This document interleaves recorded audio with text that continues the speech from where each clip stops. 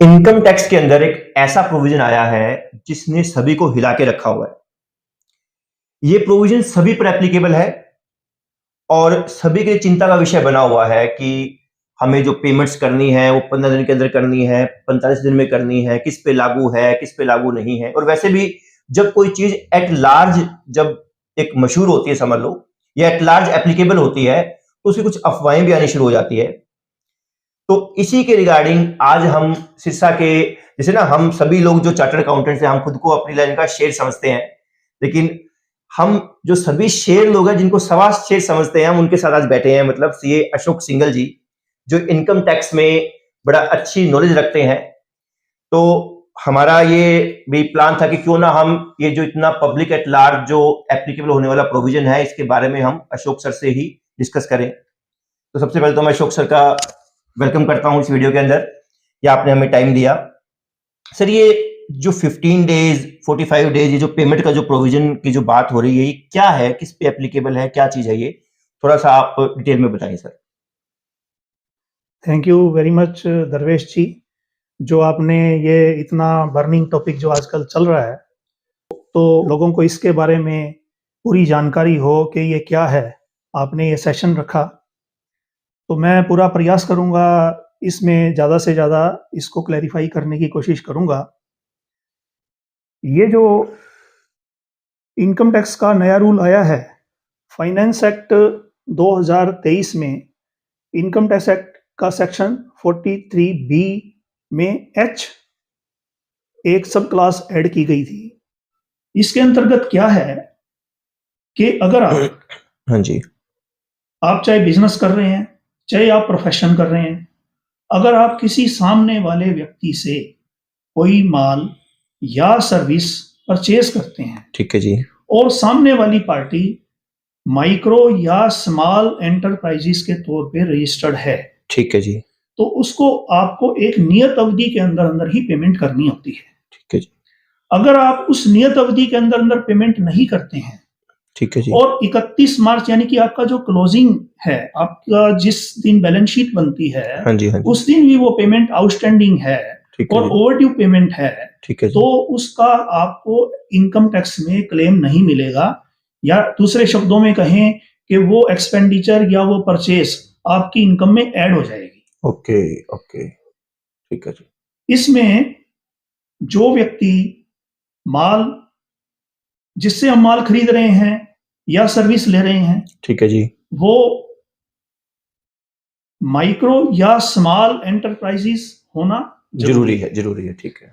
और माइक्रो और small enterprises के तौर पे उसका रजिस्टर होना जरूरी है, उद्यम रजिस्ट्रेशन उसके पास होना चाहिए, ठीक है जी, ठीक है, ओके। इसमें जो समयावधि है, हाँ जी, जैसे 15 दिन या 45 दिन की जो बात चल रही है, हाँ जी, हाँ जी, अगर मान लीजिए कि हमारा कोई वास्तव में कोई रिटर्न एग्रीमेंट है ही नहीं, ठीक है, कि हम कितने टाइम में पेमेंट करेंगे, ठीक, नॉर्मल जैसे सेल परचेज चल रही है, नॉर्मल उधार, हाँ ठीक है, तो उस दशा में 15 दिन एप्लीकेबल होंगे, ओके, यानी कि हमें 15 दिन के अंदर अंदर उसको पेमेंट करनी होती है, ठीक है। और अगर हमारा कोई एग्रीमेंट है, तो मैक्सिमम 45 दिन के अंदर अंदर पेमेंट करनी है, ओके, ये नियम है, ठीक है। अब इसको हम एक ना एग्जांपल से अगर मैं आपसे क्लैरिफाई कराना चाहूं कि मेरी बैलेंस शीट के अंदर 31 मार्च को 1.5 करोड़ रुपए क्रेडिटर्स हैं, और उसमें से 1 करोड़ रुपए के जो क्रेडिटर वो एमएसएमई में रजिस्टर्ड है, उद्यम वाले हैं, तो क्या वो 1 करोड़ रुपया सारा मेरी इनकम में ऐड हो जाएगा सर? जी बिल्कुल, ओके। इसमें जितना आपका ओवरड्यू पेमेंट है, हाँ जी, एमएसएमई की, ठीक है जी, यानी कि माइक्रो और स्मॉल एंटरप्राइजेस की जो ओवरड्यू पेमेंट है 15 दिन या 45 दिन से जिनको ज्यादा हो गए हैं, ठीक है जी, वो सारा अमाउंट आपकी टैक्सेबल इनकम में ऐड हो जाएगा, ओके। और अगले वर्ष, हाँ जी, जब आप एक्चुअल में उसकी पेमेंट करेंगे, ठीक है जी, तो अगले वर्ष की इनकम से फिर अगले साल की जब आप रिटर्न फाइल करेंगे उसमें ये लेस हो जाएगा। मतलब इस साल तो फिर मतलब मेरा मोटर टैक्स 100% क्लियर है कि मुझे देना ही पड़ेगा उसके ऊपर। हाँ, यानी कि आपने अपनी प्लानिंग के हिसाब से आपका जो एक्चुअल प्रॉफिट आपका आया है, हाँ जी, वो फिगर आपकी डिस्टर्ब हो जाएगी, और वो ये काफी ज्यादा इफेक्ट डाल सकता है, बहुत बड़ा इफेक्ट डालेगी सर ये। हाँ ठीक है सर, ठीक, बिल्कुल। अब इसमें फिर ये भी पॉइंट है सर कि लेट सपोज कि मैंने 15 दिन में पेमेंट नहीं की, आज 1 जनवरी है और मैंने उसको पेमेंट कर रहा हूं 1 महीने बाद, तो क्या ये रूल फिर मेरे पे लागू होगा और वो सारी इनकम इसका मतलब मैं बंद गया कहीं ना कहीं भी, मुझे 15 दिन में ही पेमेंट करनी है, किसी कारण से अगर 20 दिन हो गई तो? सर्वेश जी, ऐसा है कि ये रूल आपको केवल 31 मार्च को ही चेक करना है। यानी कि आपका साल खत्म होने पर आपकी जो बैलेंस शीट बन रही है, उस दिन जिनका बाकी है उन्हीं के ऊपर लागू होगा। अगर साल के दौरान बीच में अगर लेट हो जाती है पेमेंट, लेकिन आप 31 मार्च से पहले पहले उसको पेमेंट कर देते हैं, तो ये रूल लागू नहीं होगा। ओके ओके ओके, मतलब या यूं कहिए कि अगर पेमेंट लेट होगी तो जिस टाइम आप पेमेंट कर देते हो उस समय आपको अलाउ हो जाता है। तो इन शॉर्ट आपको 31 मार्च चेक करना है, 31 मार्च को आपके क्रेडिटर बिल्कुल क्लियर होने चाहिए। और अगर मैंने, अब इसी से क्वेश्चन निकलता है कि अगर मैंने 21 मार्च को परचेज करी है, अब 31 तक तो उसके 10 दिन ही पूरे हुए जी, तो इस केस में क्या होगा सर?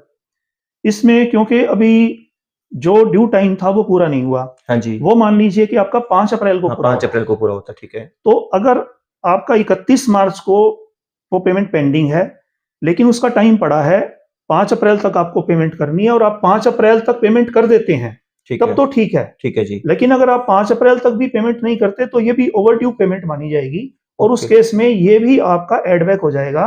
ठीक है। और ये फिर आपको अगले साल में एक्चुअल पेमेंट बेसिस पे अलाउ होगा। मतलब इस साल तो मेरी इनकम में जुड़ जाएगा, लेकिन अगले साल मैं उतने ही रुपए अपनी इनकम में से लेस भी कर सकता हूँ। मतलब पेमेंट होगी तो लेस कर सकता हूँ, अदरवाइज नहीं कर पाऊंगा। ठीक है सर। अब जिस इसमें अब बार बार आप कह रहे हो कि goods and service, goods and service, मतलब अगर मैंने सपोज कीजिए कि मिस्टर एक्स हैं, वो एमएसएमई में रजिस्टर्ड हैं और मैंने उनसे 5 लाख रुपए उधार ले लिए और मैं उनको पेमेंट लेट करता हूं, तो क्या वो 5 लाख भी जुड़ जाएंगे? मतलब अनसिक्योर्ड लोन, इन शॉर्ट में कहना चाह रहा हूं, किसी से पैसे उधार लिए हैं तो क्या मुझे वो भी चुकाने पड़ेंगे 15 दिन के अंदर? नहीं दरवेश जी, ये जो रूल है ये केवल जो किसी माल खरीदा हुआ या कोई हमने सर्विसेज दी है उसके अगेंस्ट जो पेमेंट बकाया उसी पे लागू होता है। यानी कि अनसिक्योर्ड लोन के ऊपर ये रूल एप्लीकेबल नहीं है। Okay okay. अब सर एक सबसे बड़ी जो मेन समझ लो समस्या जो आ रही है, जो डाउट क्रिएट होता है कि एमएसएमई में तो मैन्युफैक्चरर भी रजिस्टर्ड है, ट्रेडर भी है और सर्विस प्रोवाइडर भी है। तो अगर कोई सर्विस ट्रेडर है उसके ऊपर भी रूल लगेगा? मतलब मैंने किसी से माल लिया है और वो माल जो जिससे लिए वो फैक्ट्री नहीं है, मैन्युफैक्चरर नहीं है, वो कोई दुकानदार था, उससे माल लिया है, तो क्या उसके ऊपर भी रूल लगेगा क्या? अभी मैन्युफैक्चरर, ट्रेडर, सर्विस प्रोवाइडर कौन से लोग कवर है, कौन से लोग कवर नहीं है? आपने बहुत अच्छा क्वेश्चन पूछा। हाँ जी। पहली बात तो मैं आपको थोड़ा सा ये पहले बता दूं कि माइक्रो और स्मॉल एंटरप्राइजेज में कौन से एंटरप्राइजेज आएंगे। ठीक है जी। इसके लिए गवर्नमेंट ने एक टर्नओवर की या प्लांट एंड मशीनरी इन्वेस्टमेंट की एक लिमिट रखी हुई है। ठीक है जी।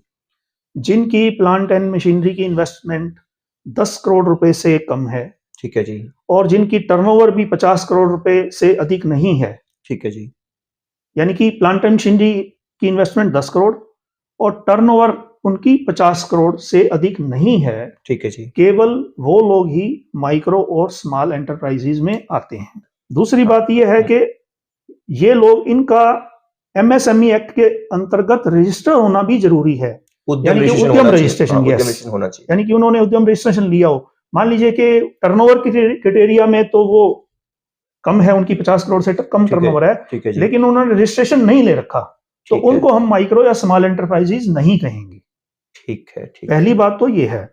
दूसरी बात, इसमें केवल मैन्युफैक्चरर और सर्विस प्रोवाइडर ही आते हैं। ओके। यानी कि इसमें ट्रेडर को एक्सक्लूड कर दिया गया है।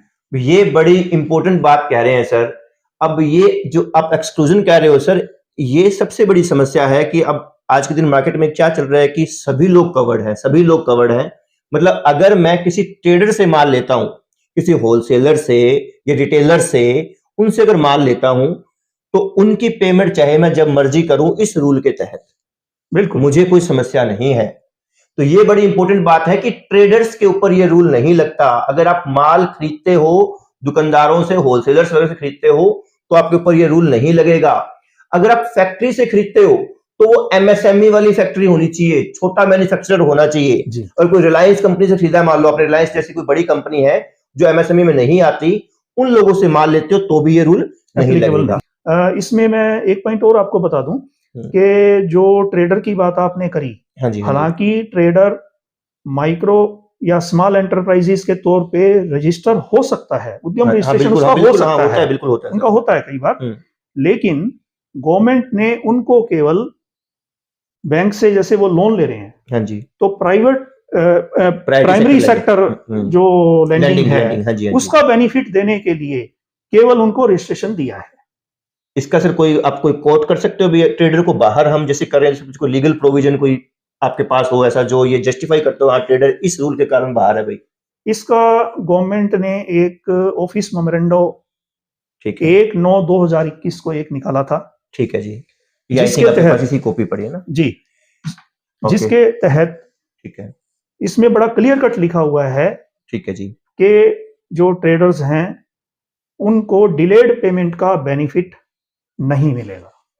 इसीलिए मैं ये कह रहा हूं कि इसमें ये जो इनकम टैक्स का रूल है ये केवल मैन्युफैक्चरर और सर्विस प्रोवाइडर्स के लिए ही है। ओके, ये एक ना ऑफिस मेमोरेंडम है एमएसएमई डिपार्टमेंट का, ये आपको स्क्रीन पे डिटेल में दिख जाएगा।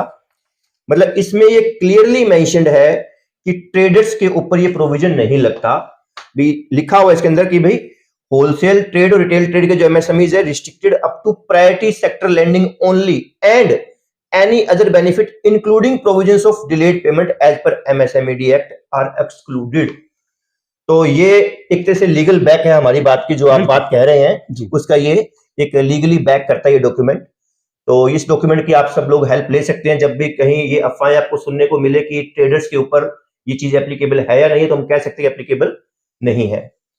ठीक है सर, तो अब अगर हम सर सम अप करें तो आप चाहे छोटे व्यापारी हो चाहे बड़े व्यापारी हो, चाहे आप एमएसएमई में हो या आप एमएसएमई में नहीं हो, आपके ऊपर ये रूल तो एप्लीकेबल है। ओके, रूल क्या है?